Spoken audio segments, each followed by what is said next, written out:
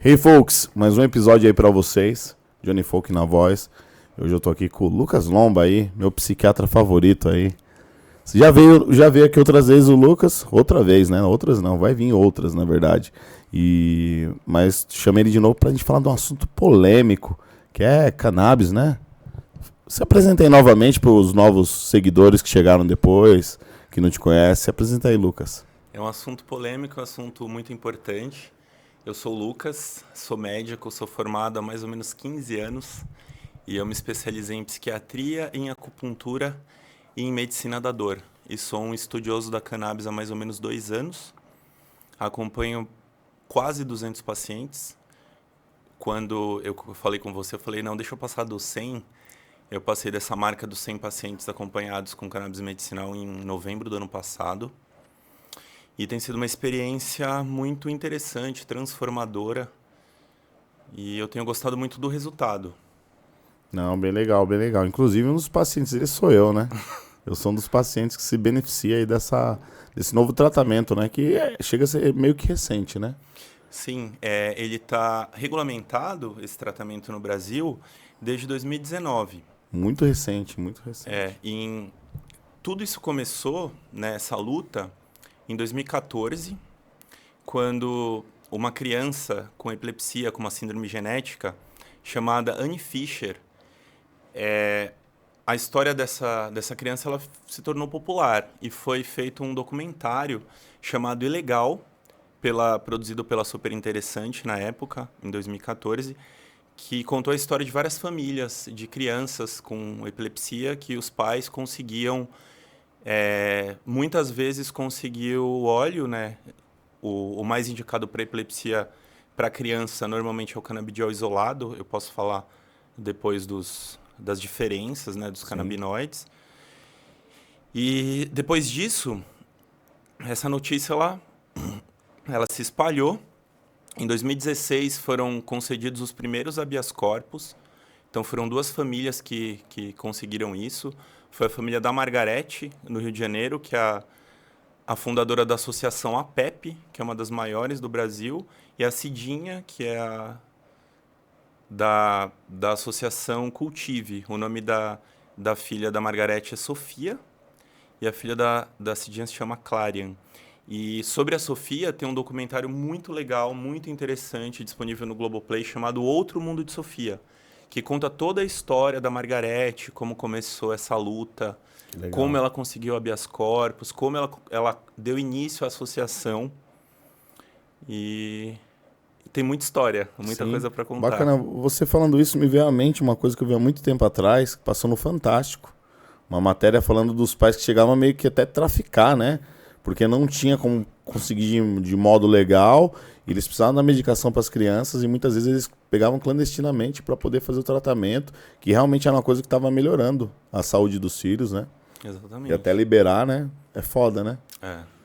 E a Margarete fala isso no documentário, como começou, que ela ajudava outras famílias de maneira ilegal. Sim. E ela fala sobre o ato de desobediência civil, que ela determinou, né, para o Estado que ela estava fazendo uma atividade legal, estava plantando para o uso da filha, e foi aí que ela conseguiu, né, depois de se associar com outras famílias, conseguir esse direito, né, para cultivar.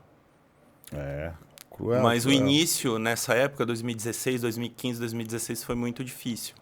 Apesar de hoje a galera ter um conhecimento melhor, ainda é uma droga muito marginalizada, né? Sim. Sendo que tem outras mais pesadas na farmácia que passa batido, né? Exatamente. Nem na farmácia, né? No mercado, né? A gente vai ver o álcool ali. Exatamente. De fácil acesso. Se a gente compara esse efeito negativo da maconha em relação ao álcool, a maconha ela acaba sendo menos prejudicial. Eu trabalho há mais ou menos 7 anos na saúde mental e eu atendo num CAPS Álcool e Drogas, que a nossa política pública aqui no estado é de redução de dano. Então, muitas vezes a gente orienta usuários de várias drogas a diminuir esse dano e orientar como utilizar uma substância para ter o menor risco, né? E a maconha ela entra como uma estratégia. Só que ainda é algo polêmico. Sim. Tem parte do Brasil Isso é a política de São Paulo. A política de Santa Catarina, normalmente, ela prega abstinência. Cheguei a trabalhar no hospital psiquiátrico lá, que a orientação era orientar os internos desse hospital sobre abstinência, sobre a importância da abstinência. Aham. O que a gente sabe é que cada pessoa tem um perfil, né? A gente tem que oferecer o tratamento mais humanizado e mais adequado. É o que a gente chama hoje de medicina personalizada. Uma coisa É sustentável, oferecer- né? a pessoa que recebe esse tratamento, ela tem que entender e ela tem que tomar a decisão de se comprometer com o tratamento, senão acaba não funcionando. Mas é verdade, tem que querer, né? Tem que Isso querer. que é o principal, né? Que muitas vezes você vê as famílias, já vi várias vezes, assim, famílias internar por besteirinha, assim, acaba até piorando. Caso que a pessoa entra num parafuso louco, assim, fica numa depressão louca, acaba até, como posso dizer, abraçando mais as compulsões, né? Por estar forçando. Uma coisa que você disse, na verdade eu vi um vídeo, né? Que você viajou, foi no museu lá, né? E aí eu vi uma coisa curiosa que veio da China, né, cara? E eu acho que grande maioria não sabe disso, cara. Sim. Que é muito ligado com o reggae, com o Jamaica e não sei o que lá, e bababá. Nunca pensei que teria vindo da China. Conta um pouco aí pra gente aí dessa parte histórica aí, que eu achei bem legal aquele vídeo lá. Eu acho que vale a pena falar sobre como tudo começou e como a planta se expandiu no mundo. Nessa viagem que eu fiz, ela foi um pouco incidental. A minha filha ela tá morando na Alemanha há mais ou menos 1 ano. Então, assim que ela mudou para a Alemanha, eu já procurei passagem para visitá-la, né, o mais rápido possível. E o trecho mais barato era Madrid-São Paulo, né? São Paulo-Madrid, depois Madrid-São Paulo. E depois que eu decidi, né, e comprei os outros trechos. Então, como eu estava na Espanha, eu pensei, vamos, já que é um país que a cannabis foi descriminalizada, né, pelo menos em Barcelona, e teve o primeiro movimento, né, depois foi isso se espalhou para outras cidades e outras regiões. Em 1991, foi fundado o primeiro clube canábico de Barcelona. E depois isso foi se expandindo. Quando eu cheguei em Madrid, eu não vi muita coisa. Logo depois que eu fui para Barcelona, eu vi várias lojas e já sabia, né, do museu. Aí eu fui no museu, fiz aqueles vídeos lá, foi muito legal. E depois eu fui para a Alemanha. E na época, eu vi algumas lojas, né? Mas eu estava com a minha filha e acabei não conhecendo muito sobre o contexto. Eu sabia que ela era, pelo menos, a cannabis ela é descriminalizada na maior parte dos países europeus. E agora, isso aconteceu agora, eu estive na pré-legalização. Agora, no dia 1º de abril desse ano, a Alemanha regulamentou o uso adulto da cannabis. E tem algumas regras, mas foi algo que surpreendeu muita gente. É uma nação muito conservadora, né? E depois da Alemanha eu fui para Amsterdã, que já é uma outra cultura. Lá a cannabis ela foi descriminalizada em 1975. Caramba. 75? 75. Caramba. E depois existem os coffee shops, que são lugares onde derivados de cannabis são vendidos a maiores de idade. Em Barcelona, na Espanha, existem os clubes, só que você tem que se associar a esses clubes. Mas hoje a Europa ela é muito aberta. Mas como tudo começou? Vamos voltar. Então, a origem da cannabis ela surgiu na região centro-asiática, entre a China e a Índia. O primeiro registro fóssil documentado foram fósseis de sementes achados numa província chinesa que datam aproximadamente 12 mil anos. E o primeiro registro histórico de uso medicinal foi vinculado a um imperador chinês chamado Shen Nen, há mais ou menos 4.700 anos atrás. E a gente faz o paralelo com a acupuntura, que logo depois que surgiu a acupuntura tem mais ou menos 4.500 anos de existência. E depois disso, outros usos foram documentados. Existem papiros egípcios de 3.500 anos atrás, relatando efeitos benéficos. Tem uma deusa egípcia chamada Sechat, que ela tem uma folha na cabeça nos desenhos, que é a folha da cannabis. Na Índia, há mais de 3.000 anos também ela tem sido utilizada tanto para rituais religiosos quanto para uso medicinal. Tem uma bebida muito popular, existem festas religiosas em devoção a Shiva, que se usa uma bebida chamada bang, que é feita de leite, muitas vezes folhas e flores, dependendo de como é feita essa bebida. Normalmente ela tem folhas, né? As folhas elas têm menos canabinoides do que as flores, é uma coisa muito importante também. Mas é uma bebida que ela é consumida por todo mundo nessa festa religiosa. Nas tribos africanas também se fez o uso tanto ritualístico quanto medicinal. E depois que ela começou a se expandir, começou nessa região centro-asiática. E os mercadores árabes levaram tanto para o mundo árabe, para a África e para a Europa. E cada região fazia um uso com algumas peculiaridades. A gente, como eu tinha falado, existe uso religioso na África, no mundo árabe, e na Índia, enfim, na China era mais conhecida como uso medicinal, e ela chegou na Europa. Na Europa sabia das propriedades anti-inflamatórias da cannabis e se desconhecia esse efeito psicoativo, só que era usada para mais uma finalidade, que era para a produção de fibras. Então é importante a gente diferenciar o que é o cânhamo, é a parte, é uma variante da cannabis com uma concentração menor de THC, abaixo de 0,3% de THC, e as outras variantes da cannabis que têm concentrações maiores. Então a planta, ela tem uma espécie que se chama cannabis sativa, e ela tem 3 subespécies: a sativa, a índica e a ruderalis. A ruderalis é a que tem menos canabinoides, menos THC, que está mais relacionada ao cânhamo, e a índica e a sativa, elas têm propriedades diferentes, né, e ao mesmo tempo complementares, com concentrações maiores de THC. Então tem a diferença da questão da planta, né? E depois, né, que chegou na Europa e se expandiu esse uso como fibra, esse insumo naval, que era a fibra do cânhamo, foi útil para a expansão marítima. Então, só existiu essa expansão marítima provavelmente devido ao cânhamo.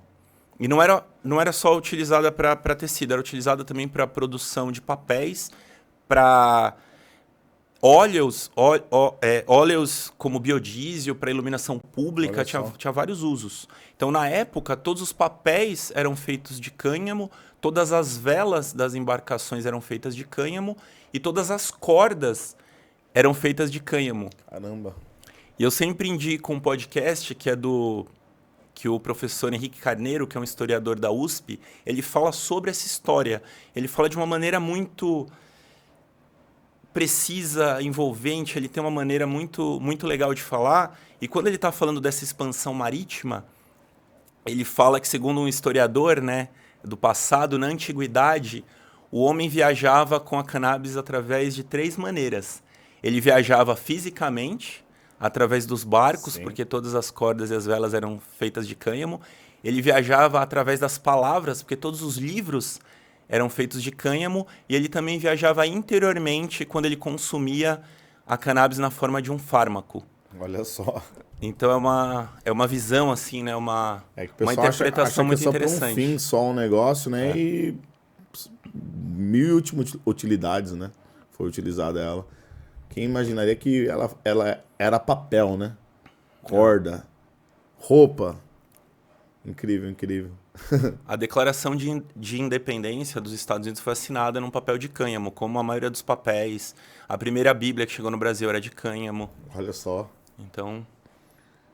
Eu ia falar do pessoal da Bíblia, mas deixa o pessoal da Bíblia. Que o pessoal da Bíblia vai falar, pô, como assim? Cânhamo na minha Bíblia? E essa camisa eu já tinha deixado ela separada no guarda-roupa há mais ou menos um mês. Eu falei, vamos gravar o podcast, já vou deixar. Ela é uma camisa com tecido misto de cânhamo e algodão. Então já é um tecido mais sustentável. Para se produzir o cânhamo se usa menos água e menos pesticidas. Então só que ainda é proibido em muitos países do mundo. Caramba. O maior produtor mundial é a China. A China nunca parou. mesmo com a onda de proibicionismo, a China nunca parou de produzir. Mas na China é permitido ou é proibido também? Não, é descriminalizado uma parte do Sim. uso, né? Não se pode, enfim, Sair usando- Mas o cânhamo e os derivados, você tem acesso a as sementes do cânhamo, ela tem valor nutricional. Você acha farinha de cânhamo, tanto no Legal. Japão quanto na China, por exemplo. Questão alimentar mesmo. É. Caramba, olha só. E então saiu lá da China, passou ali pela Índia, rodou ali Mundo árabe, África, Europa. África, Europa. E ela chegou no Brasil. Aí chegou no Brasil. E chegou no Brasil de duas maneiras. Como? Ela chegou no Brasil através das embarcações Sim. portuguesas, né? Que já estava forte na Europa, né? Nessa época. A primeira empresa da coroa se chama Real Feitoria do Linho Cânhamo. Foi fundada numa cidade do Rio Grande do Sul chamada São Leopoldo. E para produzir, né, tecidos, né, principalmente insumo naval. E também chegou através dos negros trazidos da África. Né? Então eram sementes diferentes. Né? O que era plantado pelos portugueses era o cânhamo para uso têxtil e outros usos, e as plantas trazidas da África, elas tinham outras características, né, com maior concentração de THC, e esse uso, ele foi feito pela população negra, e foi assim que o proibicionismo começou. Então, antes de ser proibida no mundo inteiro, em 1830, no Brasil, apenas no estado do Rio de Janeiro, foi criada uma lei chamada Lei do Pito do Pango, que criminalizava, né, esse uso da maconha pelos escravos. O escravo que fosse pego com maconha, ele era preso e açoitado, e o branco que vendesse essa planta para o negro tinha que pagar uma multa. Então, isso aconteceu em 1830. Depois disso, começou a ocorrer uma onda proibicionista que começou nos Estados Unidos. Tinha uma relação com uso que era culturalmente associado lá nos Estados Unidos a negros e mexicanos. E o movimento do jazz, em 1930, trouxe isso como algo público, né, que era comum consumir essa planta nos festivais e tal. E ocorreu essa onda proibicionista. E até que em 1937 ela foi proibida nos Estados Unidos, e essa proibição ela chegou no Brasil no ano seguinte, em 1938. E teve muita relação com essa questão do racismo, né? Muita relação com a questão do racismo. Tem um documentário na Netflix chamado Baseado em Fatos Raciais, que conta em detalhes essa história do proibicionismo nos Estados Unidos e fala um pouco do resto do mundo também. É que você tinha também comentado que nos Estados Unidos é o mexicano, né, que usava, e os negros. E os brancos eram mais o álcool, né? Esse proibicionismo ele existe não baseado no dano que uma droga pode causar. Os Estados Unidos tentou proibir o álcool na década de 20. E como era um item de valor comercial muito alto, a economia acabou cedendo, e depois a estratégia, né, dos Estados Unidos foi proibir a maconha. Incrível, incrível, incrível.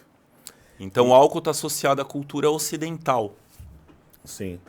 E lá na antiguidade, lá voltando um pouco lá atrás, os chineses, né, eles usavam mais medicinal, mas em que fins, assim, medicinais? Tem algum relato, assim, do que Cara, o relato desse imperador, do Shen Neng, usava para dores articulares, para insônia, já tinha relatos para espasticidade, tremores e outras condições. Mas sabia do uso anti-inflamatório. Foi a primeira descoberta na China que tinha propriedades anti-inflamatórias.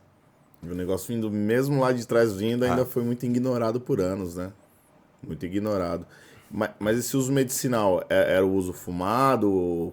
Era algum óleo que eles faziam? Tem algum relato, assim, que fala o jeito que eles utilizavam ela?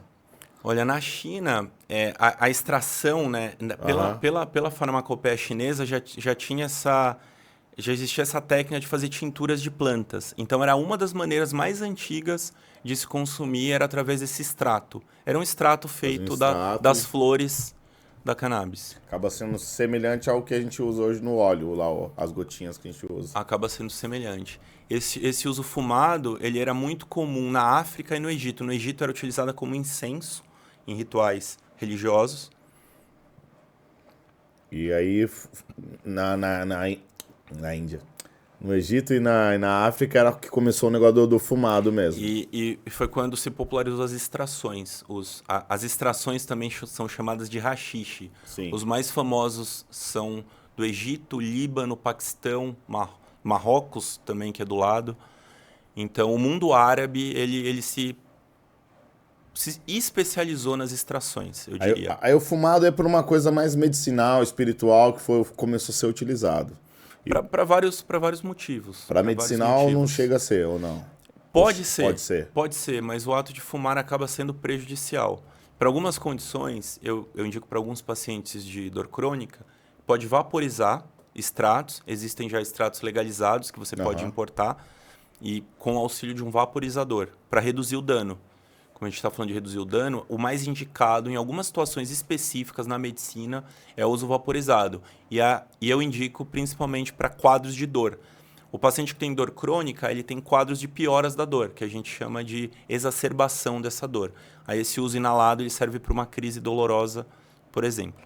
Mas então, inalado, não é fumar o negócio. A gente não pode, como médico, Sim. indicar o fumar, né? Sim. O fumar, a gente sabe que qualquer tipo de substância fumada, ela pode evoluir para um câncer de pulmão, Sim. câncer de língua, laringe, Sim, faringe, né?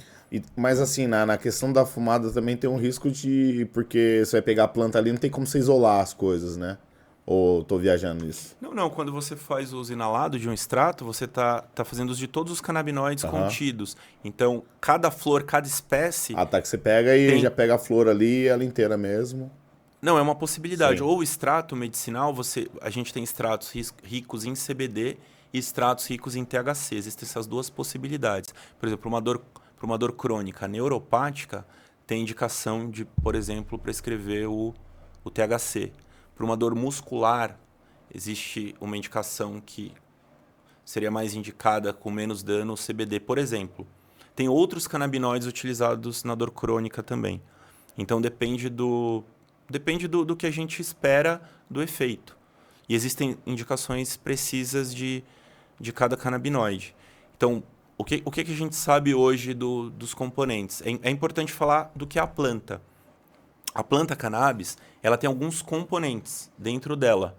Ela tem os canabinoides, que são os fitocannabinoides, que são substâncias que têm uma resposta biológica, né, que tem relação com o sistema endocannabinoide. Eu vou ter que explicar o que é esse sistema endocannabinoide, eu acho que antes de falar Sim, importante. das substâncias. Então, a pesquisa médica, ela começou com um médico irlandês que publicou um artigo em 1839, quando ele viajou para a Índia e atendeu lá por alguns anos, e ele publicou no município de Calcutá. E o nome dele é William O'Shaughnessy, algo do tipo, mas eu tenho esse artigo, tem uma matéria da BBC que eu posso encaminhar se alguém quiser. E logo depois disso, depois dessas pesquisas, ele utilizou, por exemplo, para cólera, para tétano, para epilepsia. E depois disso, só depois da Segunda Guerra que a pesquisa ela de fato começou. Né? Em 1939, um americano chamado Roger Adams isolou o CBD, que foi o primeiro componente. E tudo começa com um búlgaro-israelense, que é um judeu que nasceu na Bulgária. Ele era criança no início da guerra e ele acabou... Enfim, o pai dele era médico. Existe um documentário muito legal sobre ele que chama The Scientist e a vida e a obra do Raphael Mechoulam. Então ele começou essa pesquisa com a cannabis, ele se mudou para Israel depois da guerra, serviu ao exército, ele era um químico e ele queria pesquisar algo que as grandes universidades não pesquisavam. Então ele decidiu estudar a planta, porque ele já conhecia relatos históricos de propriedades medicinais. Então ele começou a estudar essa planta. ele solicitou na polícia de Israel um haxixe que foi apreendido do Líbano e começou as pesquisas. Isso é documentado nesse documentário. E é muito interessante que, a partir disso, ele começou a entender, né? Ele foi o responsável pela descoberta do... Ele sabia que existia um componente psicoativo. O primeiro teste que ele fez foi em macacos. E os macacos tinham uma mudança de comportamento. Ele falava que os macacos ficavam sonolentos, mas não dormiam. Enfim. E ele acabou testando em humanos. Ele fez um experimento na casa dele com amigos. Ele pediu para a esposa dele fazer um bolo. E ele dividiu em 2 grupos. 5 amigos comeram a fatia de bolo, apenas o bolo, e outros 5 comeram com adição de 10 miligramas de THC.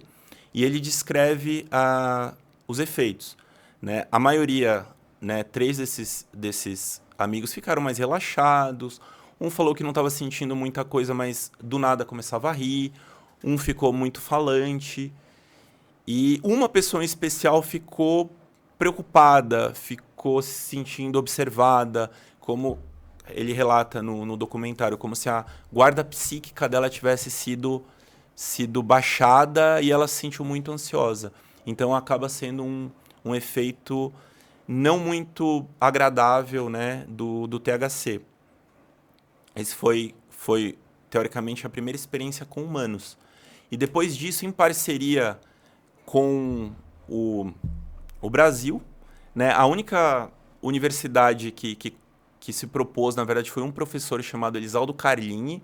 Ele primeiro, com esse CBD enviado por Israel, ele testou em animais e logo depois ele fez um estudo com humanos, que foram crianças com epilepsia que tiveram uma ótima resposta ao CBD. Isso em 1980. Foi o primeiro estudo que é citado em vários lugares do mundo com o CBD em humanos, feito aqui em São Paulo pelo professor Elisaldo Carlini, que já faleceu. Caramba. E o Rafael Mechulan também faleceu. Legal. E a questão psicológica, né? Inclusive, eu acho que você não falou que você é psiquiatra, né? No início. Falei que eu tinha me especializado. E na questão psiquiatria psicológica, né? Tá. Ajuda pra caramba, né? Ajuda, só que quando a gente indica um tratamento, a gente precisa indicar o que tem o maior nível de evidência científica. Até o momento, a gente não pode indicar para nenhum transtorno mental como tratamento de primeira escolha. Entra como uma escolha complementar, como um tratamento complementar. O que a gente tem um nível maciço, que tem um nível maior de evidência científica, seria para dor crônica, para epilepsia e para espasticidade na esclerose múltipla, que são contrações musculares involuntárias. E para outras condições tem um nível de evidência menor. A gente pode citar um monte de coisa. A gente pode citar depressão e ansiedade, transtorno do espectro autista, nas demências, Parkinson, Alzheimer e outras demências, para doenças inflamatórias intestinais. Já tem evidência científica com maior nível também para diminuir os efeitos da quimioterapia. O THC ele é muito benéfico para náusea e para estimular o apetite. Então, existem muitas indicações, só que tem algumas indicações com maior nível de evidência científica e outras com menor nível de evidência científica. O negócio é muitas utilidades, né? Pro bem, né? Muitas utilidades. Inclusive, uma que você não falou, que aqui eu me beneficio da insônia, Distúrbios do sono, desculpa. A insônia. É mais uma indicação muito, muito útil. Que eu era do time Zolpidem, né? Zumbi da noite. Era que a galera que acordava de madrugada fazia um monte de coisa e no outro dia eu fiz isso. E agora usando o óleo, zerou. Eu usava o Zolpidem e usava o mirtazapina. Sim, sim. Tirei 2 medicações. Então eu tenho observado isso na minha prática clínica, que principalmente o CBD e o CBG, que é um outro canabinoide que eu prescrevo para dor crônica, eles melhoram distúrbios do sono. E tem mais um canabinoide que se chama CBN, que ele surge a partir da oxidação do THC, que ele também é muito sedativo. Então, existem vários componentes da cannabis que podem ser utilizados para melhorar distúrbios do sono. E o melhor de tudo é que você usa ele não te dá aquela ressaca do dia seguinte, né? Tem alguns medicamentos que você fica com essa ressaca, você fica meio lesado no outro dia, assim, você acorda normal, sono tranquilo, né? Não é aquele sono superficial também. E não fica delirando na madrugada acordando, né? Fazendo um monte de coisa que a gente até conversou de alguns relatos meus, de outros pacientes seus, que com o Zolpidem já fizeram loucuras por aí, né? Tem dois grupos de medicação que são indutores do sono, como o Zolpidem e os benzodiazepínicos, que eles trazem alguns prejuízos. Então a cannabis tem sido uma alternativa, Sim. né, para quem gostaria de parar de tomar esses medicamentos. Eu li até alguma coisa, não sei se você me falou e depois eu fui ler, mas eu li alguma coisa falando sobre demência, né? O Zolpidem, a longo prazo. Ainda não se tem evidência científica, a gente já sabe que os benzodiazepínicos eles podem causar um impacto negativo e irreversível na memória. Mas a gente ainda não tem dados oficiais, mas acredita-se que possa ter um gerar isso daí. efeito deletério a longo prazo. É complicado, complicado. E. Fala, pode falar. Assim como quando a pessoa está fazendo um tratamento psiquiátrico com determinadas medicações, não é recomendável ela beber, usar nenhum tipo de droga juntamente com as medicações, né? Que pode dar muito ruim. Exatamente. E no caso dos olhinhos aí de THC, canabidiol, também é contraindicado bebidas alcoólicas, coisas assim? Tem interferência? Então, se a gente avalia o risco, né? Alguns medicamentos eles não são proibidos de serem consumidos junto com o álcool, mas eles também não são indicados. Então a gente orienta que o paciente não deve beber, né, e não deve usar outras substâncias, mas o risco de consumir bebida alcoólica em tratamento com cannabis é menor do que o risco com outros medicamentos psicotrópicos. É porque tem uns que a galera fica mal, né? Tem medicamentos que não podem ser misturados. Um exemplo é o benzodiazepínico e o álcool.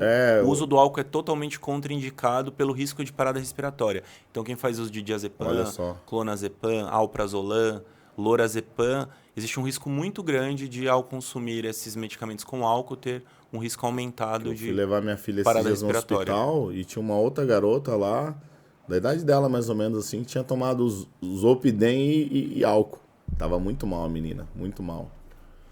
E é perigoso pra caramba, né? E tem um pessoal que toma mesmo pra um uso assim...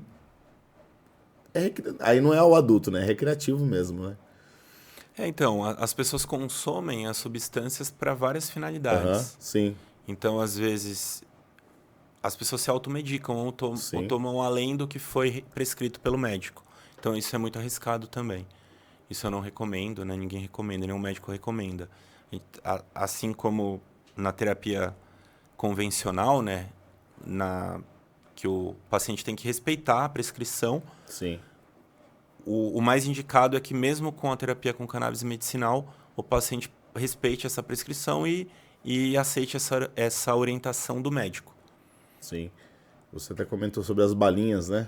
Sim, a gente pode falar das maneiras, né? Dos produtos que são utilizados. Então, hoje, como é que é feito para você conseguir, para você ter acesso ao tratamento com a cannabis medicinal? O primeiro passo é uma consulta médica, e depois dessa consulta médica você vai ter uma prescrição, que é uma receita que contém o tipo de produto que você vai usar. Esse produto pode ser um óleo, pode ser um gummy, que é uma bala de goma que tem o canabinoide, pode ser uma extração para uso inalado e também pode ser o uso tópico, que são, por exemplo, creme, gel, loção, para se passar numa região com dor, por exemplo, uma região inflamada. Então, é uma maneira. Depois que você tem essa prescrição, você pode comprar em farmácias, né? Nas farmácias do Brasil existem medicamentos à base de cannabis. Eu não recomendo, pelo menos para dor crônica e para outras questões que eu indico, o canabidiol isolado. Os extratos integrais da planta têm um benefício maior. O que seria esse extrato integral? Não é o que se usa de componente. Nas flores você acha tanto os fitocannabinoides, os terpenos e os flavonoides. Os fitocannabinoides são as substâncias que têm o efeito terapêutico, CBD, THC, CBN, CBG. Os terpenos são substâncias aromáticas, que também têm efeito positivo na dor. E os flavonoides são os pigmentos que também dão cor e sabor a essas plantas.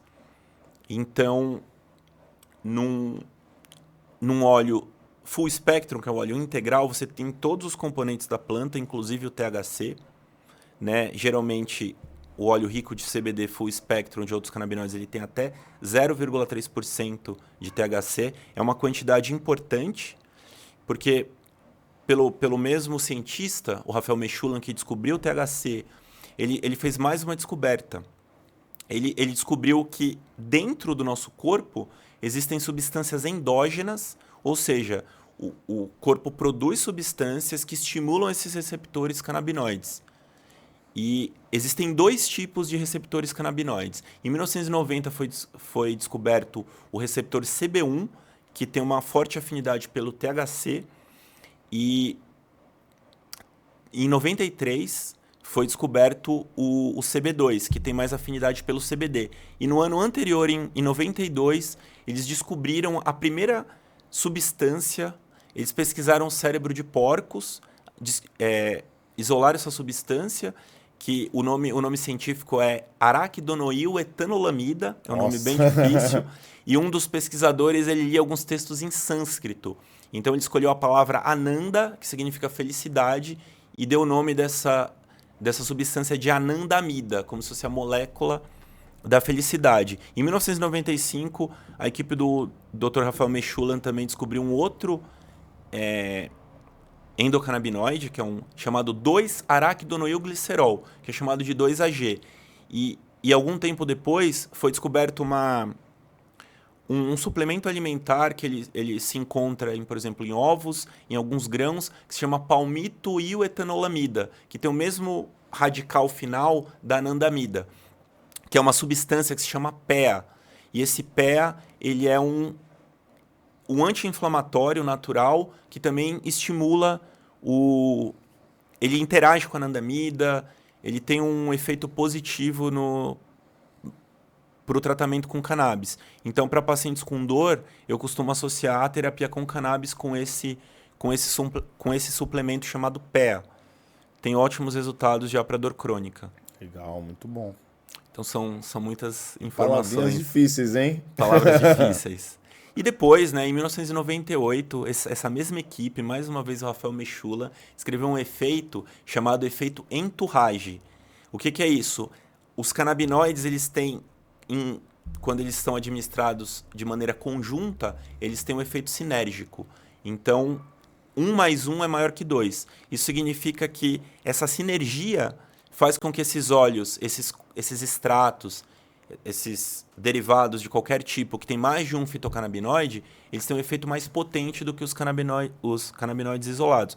Por isso que esse CBD isolado que tem na farmácia, para você ter o mesmo efeito terapêutico de um óleo com um óleo integral, você precisa de uma dose maior. E entre os extratos integrais, a gente tem o full spectrum, que tem todos os componentes da planta, vários canabinoides, terpenos, flavonoides. E a gente tem o broad spectrum, que também são óleos integrais com todos esses componentes, só que sem o THC.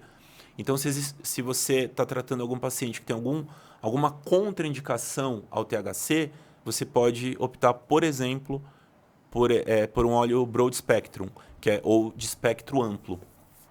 E a gente pode falar das contraindicações. Sim. Né? Então, o THC, que é o componente psicoativo da cannabis, ele pode ser usado por todo mundo? Tem algum problema? Tem problema. Então, a gente tem que falar das contraindicações. A única condição que ainda é contraindicada para qualquer derivado da cannabis é a gestação. Não existem estudos que comprovem a segurança, né, dos derivados da cannabis na gestante. Mas, tirando as gestantes, o componente que é contraindicado para alguns grupos é o THC. Então, o THC, que foi descoberto pela equipe do Dr. Raphael Mechoulam em 1964, ele se chama delta-9 tetrahidrocannabinol. Além desse delta-9, tem o delta-8, que é um outro fitocannabinoide que surge a partir do delta 9, que tem menos psicoatividade. Então vamos falar qual o problema do delta 9. É um canabinoide que tem o efeito psicoativo, é o que se chama de brisa, de onda, né? O efeito de ficar chapado. Ele também pode aumentar o apetite, então ele provoca o que todo mundo conhece como larica. Então, ele está relacionado com o controle da dor e do prazer, ele pode intensificar alguns prazeres, ele pode melhorar muitos tipos de dores, só que ele tem efeitos colaterais. Ele pode induzir estados de ansiedade, de paranoia, em menos de 1% da população até de psicose. São delírios, alucinações, ideias irreais. O grupo mais exposto, o grupo mais vulnerável, são os mais jovens. É importante compartilhar com todo mundo que tá assistindo que o sistema nervoso central ele chega na maturidade por volta dos 25 anos de idade do ser humano. Então, antes dos 25 anos de idade, o consumo precoce desse THC pode induzir esses sintomas ruins, assim, efeitos colaterais. Existe um risco também de síndrome amotivacional, que é quando o adolescente ele começa a fazer o uso da cannabis de maneira regular, ele perde a iniciativa, a vontade de viver, de fazer as coisas, ele, enfim, fica apático. Então, isso é um risco. Por isso que eu indico uma série do Drauzio Varela. O Drauzio Varela ele gravou uma série no YouTube com 5 episódios que se chama Drauzio de Chava. É muito interessante, ele fala exclusivamente do uso adulto da maconha no Brasil. E ele fala desses riscos e ele fala, você é jovem, espera mais um pouco. Né? O indicado é a partir dos 25 anos se a pessoa quiser ter essa experiência. A questão corre os riscos, né? Pode ir. E um outro grupo que existe uma contraindicação relativa do THC, ele não é proibido, mas ele tem que ser usado com cuidado, são idosos com comorbidades, principalmente com risco de queda. Tem uma propriedade muito importante e útil do THC, que ele é hipotensor. Então, ele pode baixar a pressão de quem faz o uso. Em idosos, isso pode provocar quedas. Então, idosos com quadros demenciais, comorbidades, riscos de queda, muitas vezes é um idoso diabético que tem uma polineuropatia periférica, que são alterações da sensibilidade, por exemplo, no pé, que pode fazer uma ferida, enfim. Existe um benefício, obviamente, do THC para essas dores, mas também existe um risco de causar uma queda nesse paciente que já não tem uma sensibilidade, né? Muito... Então, o que eu recomendo para adolescentes, quando existe indicação, e para idosos com comorbidades, é o óleo Broad Spectrum. Ou para quem já teve algum tipo de quadro psicótico. E entre os episódios psicóticos a gente pode citar a bipolaridade tipo 1, por exemplo. Na bipolaridade tipo 2 já existe um risco menor. Claro que eu não prescrevo óleos com alta concentração de THC. O Broad Spectrum é a primeira opção e o Full Spectrum, que tem aquela condição mínima de THC, é a segunda opção. E para que a gente usa óleos com alta concentração de THC? Em algumas condições. No autismo tem bons resultados. No TDAH não é a primeira linha, tem outros tratamentos possíveis para o TDAH, mas tem bons resultados. Para dor crônica, especificamente para dor neuropática. E para náusea, no tratamento do câncer. São as principais indicações do THC. O esquizofrênico ele entra nesse grupo também de risco? Entra no grupo de risco. Porque eu acho que tudo que está envolvido ali com um pouco da perda da realidade, eu acho que pode não combinar muito bem com isso, né? Exatamente. Porque a questão da brisa, do barato que você sente, é um pouco da perda da realidade, né? Exatamente. E aí, se o cara já tem essa condição, pode ser bem pior para ele. Pode ser um gatilho. Pode ser um gatilho, isso, perfeito. Pro primeiro surto psicótico, que pode evoluir para uma esquizofrenia. Caramba, hein? E não tem uma bola de cristal, não tem um exame para você fazer, para você saber, né? Esse que é o perigo. Porque a esquizofrenia, ela pode aparecer mais tarde na vida, né? Pode. Ela é mais comum na juventude, mas o risco dela aparecer depois dos 30 anos é menor, existe. Mas na maioria dos casos, esse surto ele vem antes dos 30 anos. E a bipolaridade também? A bipolaridade normalmente também. Também é a mesma coisa. E você, talvez, utilizando alguma coisa desse tipo, você pode, não só a cannabis, mas outras psicoativos, outras né? substâncias. Que mexa com o sistema nervoso, né? Um exemplo é a ayahuasca, que Ayahuasca. é uma substância utilizada por povos indígenas há Sim. milênios, né? Que é um conhecimento que ele tem sido transmitido de geração em geração. E quem tem um diagnóstico de bipolaridade e esquizofrenia também não deve participar, não deve consumir a ayahuasca. E outros psicodélicos. Existe um risco aumentado. Então, Esses dias eu ia até te perguntar, esses dias eu vi um anúncio no Instagram, cara, que eu falei, nossa, tava escrito lá umas gotinhas de ayahuasca. Você já viu esse anúncio? já vi. É totalmente legal, né? Na verdade, Ou não? não é ilegal. Aqui no Brasil é permitido da mesma maneira que o cogumelo, a psilocibina é permitida, a ayahuasca é permitida para rituais religiosos e para pesquisa. Então, acaba não sendo uma Não é substância uma coisa proibida. criminalizada. O que eu indico é que você procure um centro xamânico, ou uma religião envolvida, ou até Porque a ideia é essa, né? uma cerimônia indígena. Tem duas religiões no Brasil, que é o Santo Daime e a União do Vegetal, que são religiões regulamentadas com estatuto que São sérias, servem tem um pessoal lá e tem esse direito jurídico de servir a ayahuasca nas cerimônias. Mas achei bem peculiar na hora que eu vi o anúncio assim, falei, nossa, vendendo assim, eu até achei, falei, nossa, será que é proibido? Mas não é, então. Doutor Lucas, com relação a isso, né, ao uso da ayahuasca e da cannabis, por exemplo, a pessoa, se ela não tem diagnóstico, ela não passa em psiquiatra, não tem nada, mas ela já percebe que tem pais, alguém na família, com algum desequilíbrio, algum problema de origem psiquiátrica. Então, por exemplo, esse adolescente ou esse adulto pode dar um start num problema psiquiátrico utilizando alguma substância assim, e se ela não utilizar, ela pode ficar estável a vida toda? Isso é possível. A gente sabe que para ter um surto psicótico, existem vários gatilhos. Pode ser um trauma emocional, pode ser uma perda, pode ser um acidente, pode ser uma doença e pode ser o uso de alguma substância. E essa substância, de alguma substância psicoativa, todas. Álcool, cocaína, crack, maconha, plantas de poder como ayahuasca, ibogaína, mescalina e outras substâncias. Pode acontecer um surto. Então, claro que as substâncias psicodélicas elas têm um risco maior. Então, é muito polêmico, né? Mas se a pessoa tem um risco aumentado, eu oriento a não consumir. Né? Na dúvida, é melhor não consumir. E aproveitando aí, falando de meio que de religião, espiritualidade, né? Ritos. No egípcio tinha os ritos ou não? No Egito, na Índia até hoje, na Jamaica. Com a cannabis. Com a cannabis. Toda a tribo primitiva, ou a maioria dessas tribos, utiliza algum tipo de planta de poder nas cerimônias. Então, aqui na região amazônica, a ayahuasca era mais utilizada. Sim. No México, a psilocibina, né, os cogumelos alucinógenos eram mais utilizados. A ibogaína é uma planta mais utilizada na África. O cacto, onde se encontra a mescalina, era utilizada também aqui nos Andes, na América do Sul.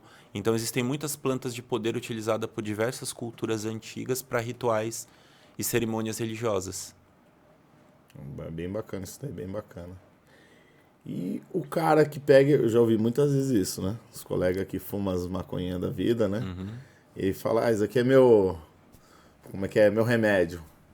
Não pode se considerar dessa maneira, ainda mais que, tipo, como posso dizer, o cara vai comprar de uma fonte que normalmente, se bobear até mais de 50% das vezes, você não sabe o que tem ali, né? Porque tem várias Sim. plantas, pode ter uma mescla de plantas. Faz diferença isso, a questão... Eu sei que você não vai recomendar um negócio fumado, mas faz diferença, né? O tipo de planta que ele tá fumando, né? O que ele tá fumando ali, né? Faz diferença. Isso seria o uso adulto, que é um direito, né? Na maioria dos países onde isso é regulamentado, você tem que ser maior de 21 anos. Nos Estados Unidos, por exemplo. Né?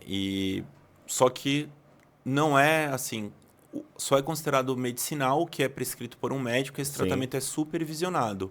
O que passa disso acaba sendo uso recreativo, adulto. Né? Não seria o que a gente considera medicinal. Poderia ser medicinal se fosse supervisionado por um médico, por exemplo. E corre riscos, por exemplo, nesses países que são legalizados. eu vou saber o que eu tô fumando, né?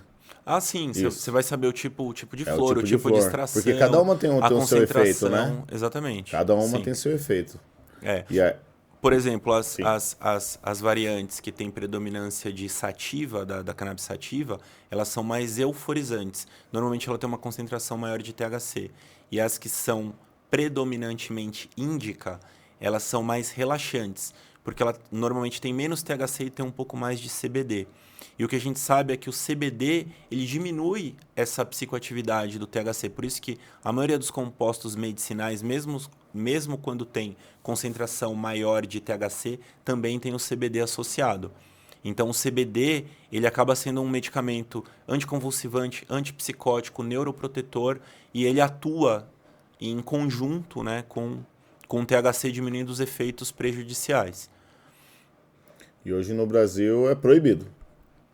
O uso adulto é adulto proibido. é proibido. Plantar é proibido. Plantar é proibido. Mesmo que eu tenha receita. Então, aí são as maneiras, né, que você Sim. que você tem acesso. Que eu acabei não falando de todas as maneiras. Tá. Você pode conseguir na farmácia, você pode importar, você pode comprar de uma associação de pacientes que tem esse registro para produzir, para plantar e produzir. Você pode conseguir um habeas corpus, você precisa passar por uma consulta médica, ter uma indicação, né, uma prescrição, um relatório médico. O advogado pode fazer uma petição para pedir esse habeas corpus para você plantar o seu próprio tratamento e fazer o seu óleo, seguir as orientações do seu médico. E por último, tem a judicialização, que são tratamentos pagos pelo SUS, e agora já está disponível no alto custo de algumas farmácias de alguns estados. Vai ser disponível a partir desse mês ou do mês que vem o canabidiol isolado para 3 síndromes genéticas raras que evoluem com epilepsia, que são a síndrome de Dravet, a síndrome de Lennox-Gastaut e a esclerose tuberosa. São 3 síndromes infantis que uma das características são crises convulsivas. Uhum, E tudo ligado à convulsão, essas tem indicação síndromes. de tratamento com CBD, com Aí vai ter canabidiol. pelo SUS agora. Pelo SUS, para essas Legal, 3 muito bom. síndromes. Muito bom isso daí. É complicado. É um universo, né?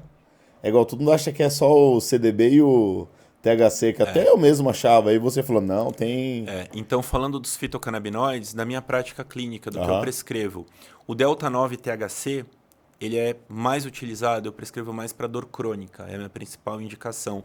E para pacientes que fazem tratamento do câncer para náusea. O Delta 8 THC é uma variante com menos efeito psicoativo. Então, se a pessoa teve qualquer efeito colateral com o THC, exemplo, se a pessoa ficou ansiosa, a gente pode tratar essa dor com o Delta 8 para diminuir esses efeitos. A gente tem existe uma substância da cannabis chamada canabigerol, CBG, que ele é um precursor do THC e do CBD. Ele estimula tanto os receptores CB1 quanto os receptores CB2. E é um canabinoide que tem um ótimo efeito na dor crônica. E o CBN, que ele surge da oxidação do delta 9 THC, que ele é um canabinoide com efeito sedativo. Ele é mais utilizado para insônia, para distúrbios do sono. Tem outros fitocannabinoides que já estão disponíveis, tem o THCV, canabivirina e outros nomes. São mais de 100 substâncias. São mais de 100 fitocannabinoides. Bastante, né? Eu achando que tinha 2. É igual a planta, né? Planta tem várias também, né? E existe a questão da... Como é que fala? Quando mistura duas plantas, as mutações, tem também, os né? cruzamentos genéticos. São 3 subespécies da cannabis sativa, né? A sativa, a índica e a ruderalis, e hoje todas as plantas são híbridas, que ao longo do tempo, essas sementes foram cruzando e foram gerando outras linhagens, né, da cannabis. É importante falar da planta, que só a planta fêmea que floresce, a planta macho serve apenas para sementes, e é nas flores da planta fêmea que se encontram os canabinoides, não na folha. Na folha tem uma quantidade muito pequena. Então, o que se usa, tanto para o uso adulto quanto para o uso medicinal, são as flores. Olha só. Bacana. E a questão da liberação, o que você me diz aí sobre a liberação? Benefícios e malefícios, ainda mais você que trabalha em CAPS, né? Qual que é a visão que você tem, a visão que você acha que o governo pode estar tendo? Existe uma votação no STF para descriminalização. Sim. Né? Pelo menos para definir o que é usuário e o que é traficante. Essa atual lei de drogas, ela não tem nenhum critério objetivo. Se você for pego com alguma quantidade de maconha, por exemplo, não existe um critério. Você pode estar com 10 gramas, você pode estar com 100 gramas. Quem vai definir se você é usuário ou traficante é o juiz. Aí existe um viés racial e social.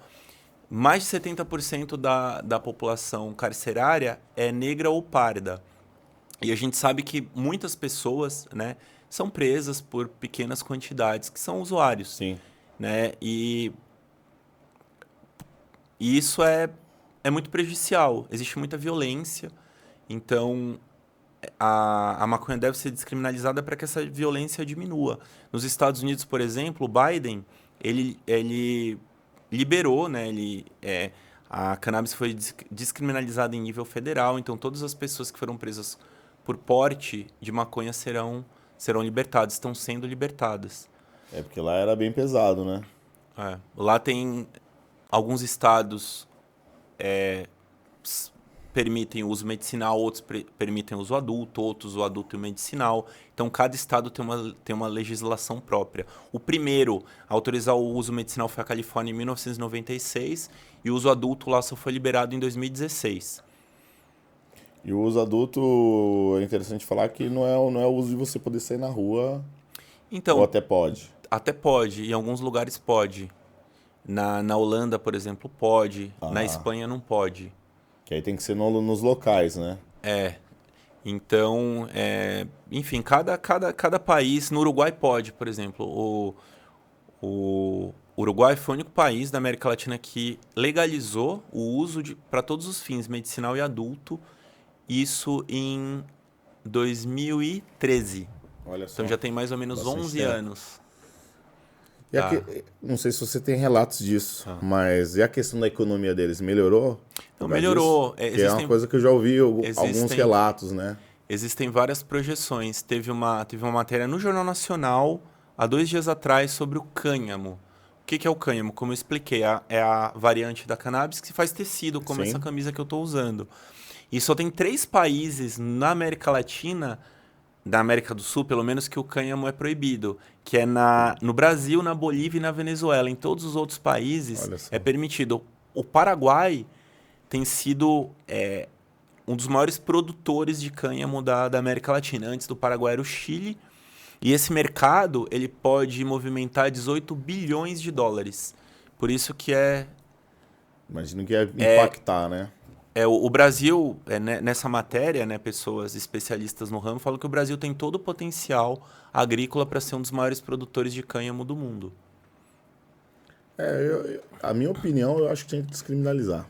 Tinha que descriminalizar porque eu acho que reduziria o tráfico e ajudar na economia do país. Reduziria a violência, com certeza. O Brasil, pelo menos na minha área da educação física, é um dos países onde mais faz estudo científico, né? É um dos que mais fazem. Eu acho que ia ter estudo pra caramba. Ia evoluir muito a questão medicinal. Uhum. Então, acho que ia ser muito benéfico. Ia ser muito benéfico. A gente ia colher muito mais coisas boas do que coisas ruins. Claro que nada é 100%, né? Não vi coisas ruins. Porque do mesmo jeito que se liberasse, acho que é a mesma coisa do álcool, né? O álcool é liberado, mas aí tem cara que bebe a mais e vai dirigir e atropela uma galera. Do mesmo jeito que o cara que pode também estar liberado, o cara fuma mais e...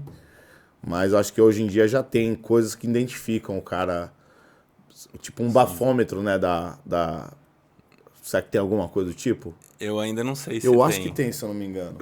Se eu não me engano, tem.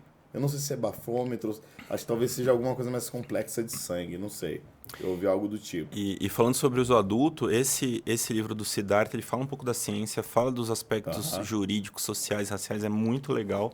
Chama As Flores do Bem. As Flores do Bem. Tá? Tem uma educadora canábica que se chama Luna Vargas. Hoje ela está na Tailândia. A Tailândia descriminalizou, né, em 2022 o uso da cannabis. E tem a Jordana, que a gente até convidou, Sim. que ela é a criadora de conteúdo digital, que ela fez um vídeo muito legal sobre proibicionismo. Legal. Ela criou uma personagem, né, chamada Senhora Conha, e ela fala desse momento que foi a proibição da cannabis no Brasil. Sim, é bem legal. Eu vejo lá os vídeos dela, ela manda super bem, cara. Muito legal. Vamos ver se a gente traz ela aí um dia aí pra bater um papo. Vai ser show de bola. Então você tá convidada, viu, Jordana, para vir aqui falar um pouco da sua experiência. Ela é paciente também de cannabis medicinal. Legal. Não, Eu mas... ouvi dizer também que, não sei como que está a questão com relação a estudos, sendo aplicado em animais, né? Sim. De canabidiol para uso veterinário. Sim, tem crescido muito. Eu acompanho, né, um médico veterinário que é chamado de Dr. Pet Cannabis, eu esqueci o nome dele, mas ele dá cursos para outros médicos veterinários e tem sido muito, muito útil, né, para cães e gatos idosos que têm problema de mobilidade. A qualidade de vida desses animais melhora bastante. Então, tem ótimos resultados. Então, quem pode prescrever cannabis? Os médicos veterinários e os dentistas. Essas 3 classes de profissionais. Consegue prescrever. Sobre as normas, como é que isso começou? Eu falei que o marco regulatório começou, é uma norma técnica da Anvisa, a RDC 327 de 1919, que permitiu os produtos derivados de cannabis na farmácia. Depois a RDC 335 de 2020, que permitiu a importação pela pessoa física. E depois, para sistematizar, para tornar essa liberação automática, ela criou a RDC 660, que é aquela autorização automática que a gente preenche no site do Gov. Sim. Então, depois que você tem a receita e você vai fazer a importação, você precisa entrar no site do Gov e preencher alguns dados, e você, no mesmo dia, na mesma hora, você tem acesso a essa autorização de importação de produtos derivados de cannabis. Olha só. E quem barra é a Anvisa? Não necessariamente. A Anvisa ela permite que qualquer produto que seja permitido no país de origem seja importado para o Brasil. Só que ele precisa estar dentro do banco de dados da Anvisa. Então, a cada ano, a Anvisa vai aumentando o número de produtos disponíveis para importação. Antes, quando não podia, era a Anvisa que...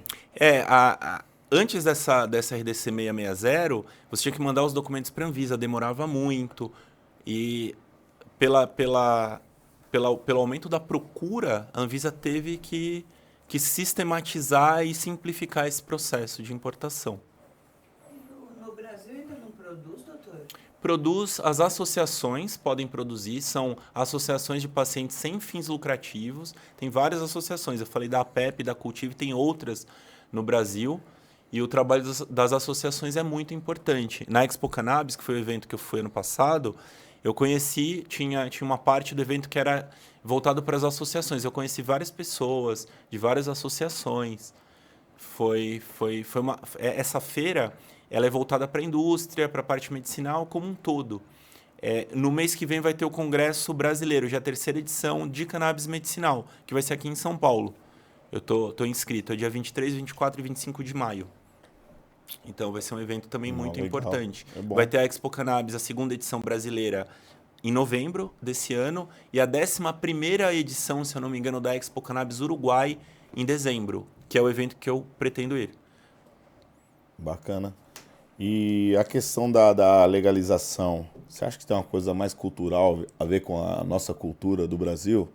Eu acredito que sim. Querer ser aquela cultura conservadora, né? Isso se aplica ao aborto, por exemplo, a outras questões polêmicas. Sim, né? Que eles tentam barrar algumas coisas que, sei lá, talvez numa geração futura, né? A geração que tá vindo aí pra frente, talvez consiga ver melhor, mas é porque ainda tem um pessoal mais antigo, tem aquelas crendices, aquelas dogmas, né? Que carregam do tradicional, né? O politicamente correto. E aí acaba falando, não, é uma droga. Só que o cara não vê que ele leva todo dia um engradado de cerveja para casa, né? Que eu acho muito mais perigoso. Que tá de acesso ali fácil para todo mundo ali, ó. Tá no mercado. E o pessoal não vê o risco que tem o álcool perto da cannabis, né? É complicado. Como você disse, né? Você que trata lá no CAPS lá, o álcool, pelo jeito, bem pior, né? É considerado, na minha opinião, e na opinião de vários estudiosos, ele é mais prejudicial do que a maconha como uma droga de abuso. Sim, porque é cultura. Aí já vem de novo a cultura. Você vê desde criança, assim, culturalmente nosso, assim, tá ali, ó. Acaba sendo a porta de entrada para a maioria das drogas, é o álcool, não é? A maconha muitas vezes pode ser a porta de saída. Olha só, você vê que é o tratamento que você falou, né? Que poderia fazer um tratamento utilizando a maconha, né? Isso não é considerado uma medida prescrita, né, pelo médico, mas a gente observa que tem pacientes usuários de crack que conseguem deixar de usar o crack por fazer uso da cannabis. Olha só. Então são possibilidades, né? Sim. Na verdade, são estratégias de redução de dano. Então ela pode ser usada dentro dessa estratégia. É, porque também se tirar do cara, o cara pode entrar em surto, o cara fala não dá, esquece. Depende do perfil. Né? Tem paciente que tem essa dificuldade de ficar abstinente. E para essas pessoas existe essa possibilidade. E aparece no CAPS o pessoal viciado em cannabis, maconha? Aparece. Principalmente adolescentes. Essa síndrome motivacional, o adolescente começa a fazer uso, muitas vezes 14, 15, 16 anos, e acaba restringindo a vida ao uso da planta.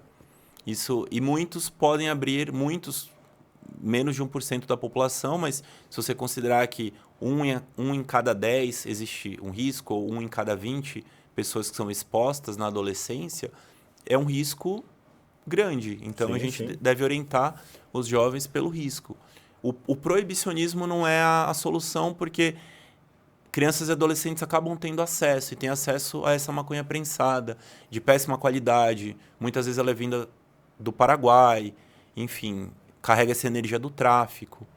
Tem vários contaminantes, pode ter fezes de animais, por exemplo, ratos, pelos, insetos, como baratas e outros insetos, urina e outros, amônia. A planta ela estraga e ela é prensada, então acaba sendo prejudicial. Então o proibicionismo ele acaba prejudicando. O cara tá fumando ali o resto do resto, né? Para quem faz uso adulto, eu indico a não fazer uso do prensado. É melhor não fazer o uso do que fazer uso do prensado. Porque você está consumindo um negócio ali péssimo, né? É igual uma coisa que a gente está até comentando, né? Da questão do... Tem muitas vezes que está numa roda de amigos, né? Ou de conhecidos, aí você começa a fumar ali com a galera ali, você não conhece bem, numa dessas você cai num mesclado da vida, né? Que eu acho que isso daí também é uma porta de entrada pro cara se viciar no crack. O mesclado é quando se mistura a maconha e o crack. É um risco, claro. Você que tá lá no CAPS lá, acho que deve ter casos de pessoas que foram ali numa brincadeira e começam, nossa, isso aqui é diferente, bateu diferente, aí vai atrás, começa, quando vê tá ali no crack ali. Um risco. O crack eu acho que é uma das piores drogas no momento aqui no Brasil. Uma das piores. Tem pior, não tem? Tem uma nova chamada K2 ou K9, que parece uma maconha, mas é uma droga sintética. Ela vem nos plásticozinhos, assim, uma quantidade bem pequena. Então, e barata. E barata. Esse que é o perigo, né? Então, tem tido um impacto muito prejudicial. A gente tem atendido muitas pessoas que pioraram muito do quadro emocional, mental, tiveram alucinações quando fizeram uso desse K2 e K9. E as classes sociais nisso daí? Você acha que é mista ou você acha que tem alguma diferença? Não, o uso de substância é mais comum em populações mais vulneráveis. Né? Mas acontece em todos os meios, em todos os níveis sociais. Todos os níveis sociais, né? Eu trabalhei uma época ali no Sesc Bom Retiro. Eu trabalhei ali também E aí de esquina ali era Cracolândia ali, né? Sim. Eu trabalhei ali hoje é o CAPS 4, era o CAPS de Redenção. Trabalhei 1 ano ali. Eu trabalhei lá. O negócio era feio ali, cara. E aí eu lembro várias vezes de eu chegando lá pra trabalhar, vendo os pais procurando os filhos, assim, os pais, você vê assim, que era pessoal assim, com grana, né? Pessoal de grana mesmo, procurando filho. Falar, meu Deus do céu, mano. Que aí entra esse negócio que você falou, que é um misto, né? Claro que atinge os mais vulneráveis, mas não tem cor, não tem raça, não tem religião, política. Quando se trata de droga, é complicado. É foda. E o outro livro aí? Então, cara, o outro livro eu gostei muito desse livro, é do Dr. Mário Grieco, que é um médico do HC da USP, que ele fala da parte histórica, ele fala de toda a parte medicinal, de toda a pesquisa, das dosagens. Legal. E eu gostei muito. Esse livro é muito legal. Ele é mais técnico. Ele é mais técnico. Sim. Eu oriento para os médicos que querem saber um pouquinho mais sobre cannabis medicinal, esse livro. E o principal como que é o nome do estudo, o que estudou bastante a cannabis, que você citou ele várias vezes? O Rafael Michula é o documentário do YouTube. Ele é o mais estudioso da área no momento. É a pessoa, referência. ele já faleceu, Sim. Só que ele foi o pesquisador, a equipe dele que mais produziu pesquisa sobre a cannabis, até o momento. O profissional quer se aprofundar mais, pesquisar coisas sobre ele, com Tem certeza. vários artigos do Rafael Michula disponíveis. E vale muito a pena e ler o artigo do professor Elisaldo Carlin, aqui de São Paulo, de 1980. Legal. Dessas crianças que foram com epilepsia, que foram tratadas com o CBD. E hoje no Brasil tem alguma referência? Algum estudioso referência no Brasil ou no mundo? Qual Então, que é a referência brasileira é o Siddhartha Ribeiro. O Siddhartha Ribeiro, que é o autor desse livro, ele tem um PhD, ele é biólogo, tá? E ele é um dos maiores pesquisadores brasileiros que tem mais autoridade para falar sobre a cannabis, sobre o uso medicinal da Também cannabis. tem estudos que ele fez, as coisas. Legal. Tem várias pesquisas assim que ele cita e que ele fez também. Muito bom. E você, por que você caiu nesse negócio de cannabis aí? Cara, eu caí nisso porque, como eu estudei acupuntura, eu atendo pacientes com dor crônica desde 2019. E alguns pacientes que eu tratava com acupuntura estavam fazendo uso dos derivados da cannabis. Eu tive esse primeiro contato em 2020, 2021. Em 2021 eu decidi começar a estudar. Então, 2021, 2022 foram 2 anos de muita pesquisa, de muito estudo sobre a cannabis. E em 2023 eu comecei a prescrever. Legal, muito bom. Em 2000, agora eu tô na dúvida, acho que foi 2022. Eu acho que eu comecei em 2022. Foi 2000, acho que foi... Tô na dúvida agora. A gente se conheceu, acho que foi em 2020. Foi 2020? 2020 que a gente se conheceu. foi ano da pandemia, mas na época eu não prescrevia, eu não tinha começado a estudar sobre cannabis. Mas você já falava de umas medicinas alternativas. Ah, sim, já falava, já falava um pouco. É porque foi depois de uma cerimônia de ayahuasca que eu comecei a estudar acupuntura, que eu tive um interesse maior pelas outras terapias mais alternativas. Então, a cannabis veio como uma possibilidade também. Eu acho que o preconceito da grande maioria é o desconhecimento, né? A falta de conhecimento pela parada, e aí esse conservadorismo desgraçado que tem aqui no nosso país, que acaba fazendo as pessoas ignorarem os benefícios, querer conhecer, querer tentar, porque eu sou paciente psiquiátrico, já deve ser o que, há uns 10 anos já? Não, acho que não. Não, uns 10 anos, hein? Não, na psiquiatria? Uns 8? Não. 8 anos? Uns 8, né? 9 anos. Cara, é teste, falha e teste, né? Como é que é? Teste, tem um pessoal fala, esqueci agora a palavra. Mas é teste, tem vezes que vai falhar. Acerto e erro, isso. É isso tem mesmo. Não tem um bagulho que o médico vai pegar e falar assim, hoje, Johnny, você vai fazer exame de sangue Tentativa ali. e erro. Tentativa e erro, isso. Você não vai fazer, você vai fazer o exame de sangue, vai fazer o exame de imagem aqui, eu vou olhar, é isso daqui que você tem que fazer. Não tem muito, claro que deve ter uma lógica aí por trás, aí, muito estudo de vocês e tudo mais, mas não tem uma bola de cristal. Pode ser que você dê um negócio pra mim, como já aconteceu, de me darem um remédio e eu entrar numa fase maníaca, que eu sou bipolar.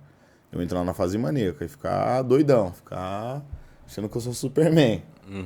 E aí eu precisei passar por isso pra falar, pra ter igual, teve meu colega, ainda bem, lá o Daniel, sou muito grato a ele, chegou e falou, eu acho que você é bipolar, que ele é psicólogo. Então, acho que a pessoa tem que ser um pouquinho mais aberta. É um conselho que eu dou a todo mundo que está assistindo isso daí. Não tenha vergonha de usar remédio. Não tenha vergonha de falar de problemas psiquiátricos. É uma doença igual a qualquer outra. Muitas vezes você nasce com ela. Tem algumas que eu acho que você desenvolve, né? Mas muitas vezes você nasce com ela, só tá adormecida ali. E aí muitas vezes você, por um conservadorismo, por questões religiosas e tudo mais, você fica sofrendo de não querer tomar remédio, de não querer fazer as coisas. E aí numa dessa daí você encurta a sua vida, porque você vai chegar num limite onde a vida não vai mais valer a pena para você na sua perspectiva. Sendo que se você estivesse tomando um remédio, um comprimidinho, que ia regular todo o seu sistema ali, você ia conseguir ter uma vida mais longa, ia conseguir ficar mais tempo com sua família, uma qualidade de vida melhor. Você ia ter uma vida, né? De vez de jogar ela no lixo. Então é uma coisa que eu falo por experiência própria. E experimente. Claro que com profissionais, não vai pegar e colega falou, vai lá e toma lá, não sei o que lá, faz um... Não, procura um profissional, como é o Dr. Lucas aí, que eu super recomendo, é meu psiquiatra favorito. Já mandei várias pessoas lá pra você lá, algumas foram, inclusive minha mãe eu mandei pra lá, porque depois que eu comecei a entender mais sobre a doença, eu comecei a ver que muitas das coisas que eu vi minha mãe passar era coisa da bipolaridade, né? E é uma coisa genética, né? Bipolaridade genética. Tem uma relação genética. E eu vi que minha mãe sofreu por muitos anos, assim, ó, muitos anos. Sofreu por questões religiosas, por questões, assim, culturais mesmo, né? Como eu sofri muito tempo também, tipo, falar, não, mano, pô, psiquiatra eu ir? É coisa de louco, velho. Não é. Se for assim, igual outra coisa que eu odeio, eu vou falar também. Quer ficar chateado comigo, fiquem.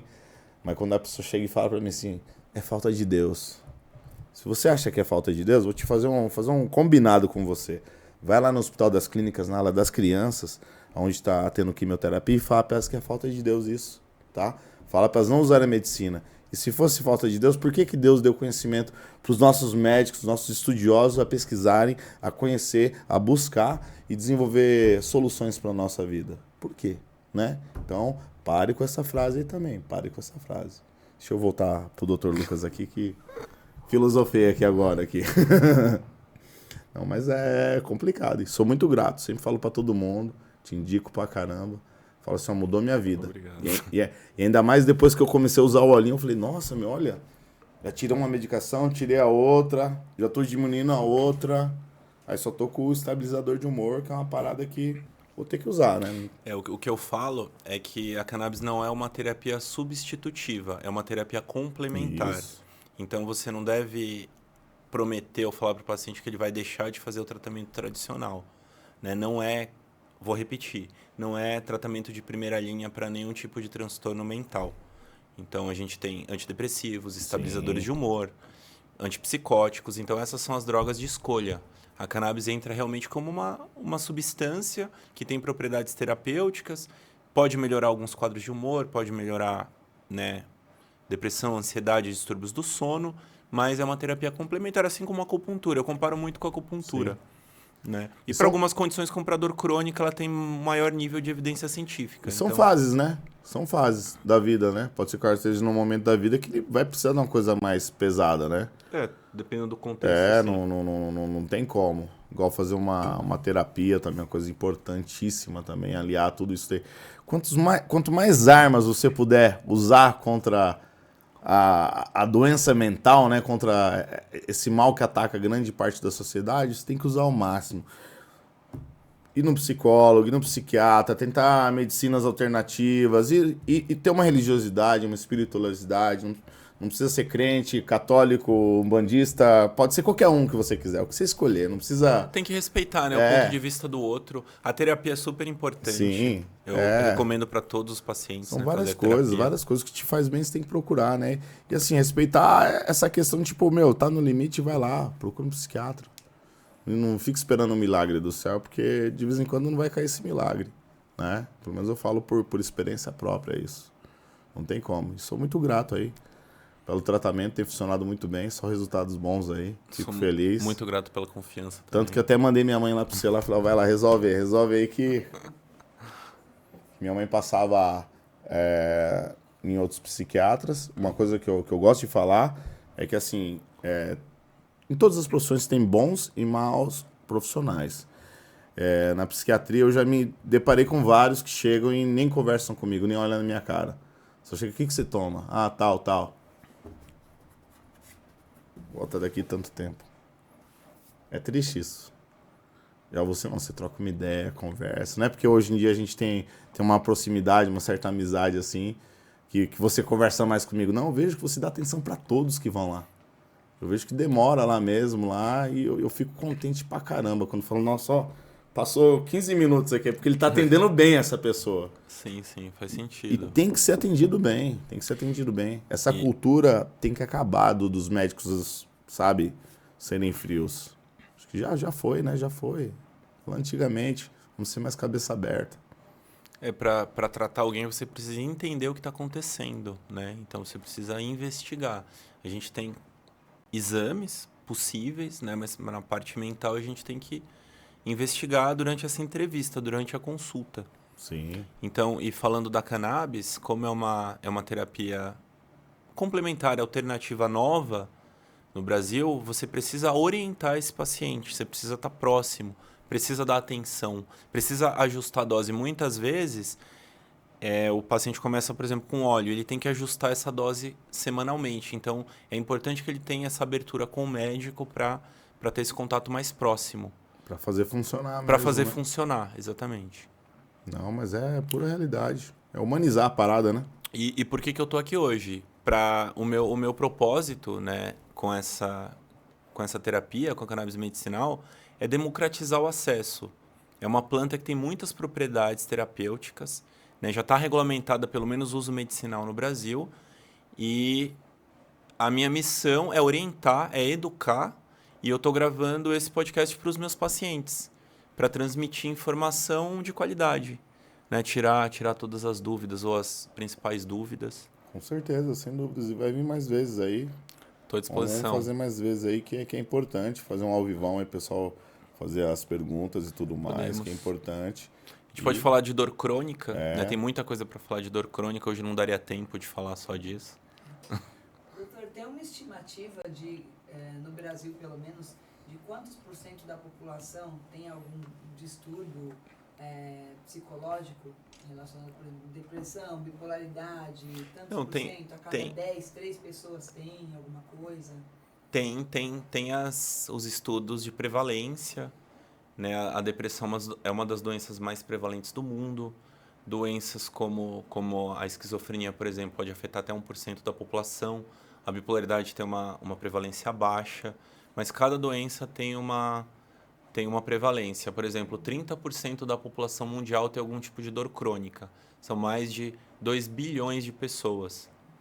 Então, no Brasil, estudos com distúrbios do sono, aproximadamente 72 milhões de pessoas têm algum tipo de distúrbio do sono. Então, tem uma prevalência para todas as doenças. Você viu, não é só eu, não. No site da OMS esses dados estão disponíveis, né? A prevalência da maioria das doenças. Não, legal. Então, E você tem algum recado aí pra galera aí? Quer falar mais alguma coisa?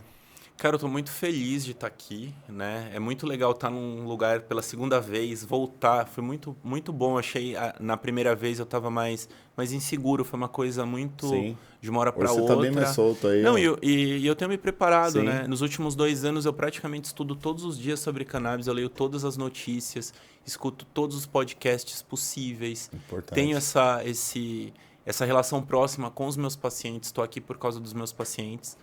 Quase 200 já nessa terapia Legal. com cannabis e outras doenças, né? Na saúde mental, na dor crônica, na acupuntura. Então eu estou falando aqui para todos esses meus pacientes. Isso aí. Estou muito feliz de poder estar compartilhando esse meu conhecimento. Sim. Muito obrigado mesmo, muito obrigado por ter vindo aqui, muito obrigado por ter te conhecido aí, transformado muito aí minha vida aí. Sou grato pra caramba, falo pra todo mundo, sempre elogio. Falo, vai lá com o Dr. Lucas, vai lá com o Dr. Lucas, que, meu, o cara é bom. Também sou muito grato pela confiança, pelo carinho, cara.